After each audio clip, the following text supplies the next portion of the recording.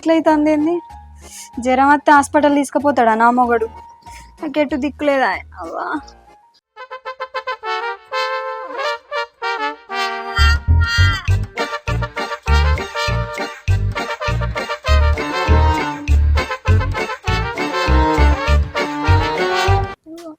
ఏయ్ జల్దీ తయారుగా బాయ్ కాడికి పోదాం. బాయి కాడికి కాదు ఇవాళ నా కథ చూస్తే బొందల గడ్డకు పోయేటట్టున్నా కోటర్ అయిన కూటర్ లెక్క అవుతుంది నా పానం అంతా. మరి ఇంకేందే అదే కూటమి నా బాయ్ దాకా పోయేదప్ప నడుచుడు తప్పదు కదా. ఇటువంటి వాళ్ళ వల్లే కదా మన కల్చర్ పాడవుతుంది.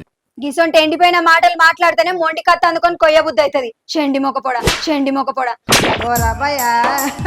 నాకు అసలే పానం కుసకుసున్నదంటే నువ్వు కిసకిస నవ్వినట్టు ఎత్తవేందిరా. మరి నువ్వు పిస చేస్తే కిస నవ్వకుండా ఏం చేస్తారే ఎప్పుడు సప్పుడు చేసుకుంటూ ఉండే నీ నోరు ఇయ్యాలేదే గమ్ము పెట్టి అతికిసట్టు నిమ్మలంగా ఉన్నది.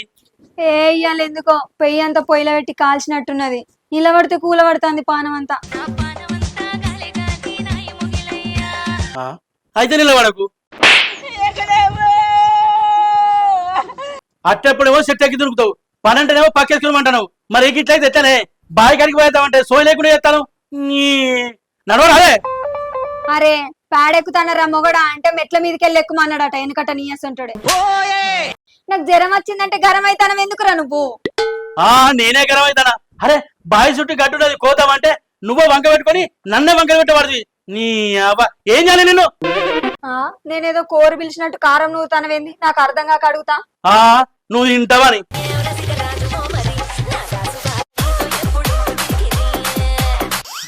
నాకే శాతం అయితే లేదంటే పిచ్చి కథలు పడతావేంది నువ్వు. జ్వరం వస్తే నేనేం చేస్తా. నీ కన్నత్తయ్య ఎన్నడే నువ్వు మంచిగుండేదిగా ఇంటి పని అంటే చాలు ఇచ్చుకపోయి 20 ఇక్కడ పడతావు. అరే ఓ సూది వేసుకుంటే తక్కువ దానికి గింత రాత్రంతా చెప్తాను ఇదే నడువు పోందా.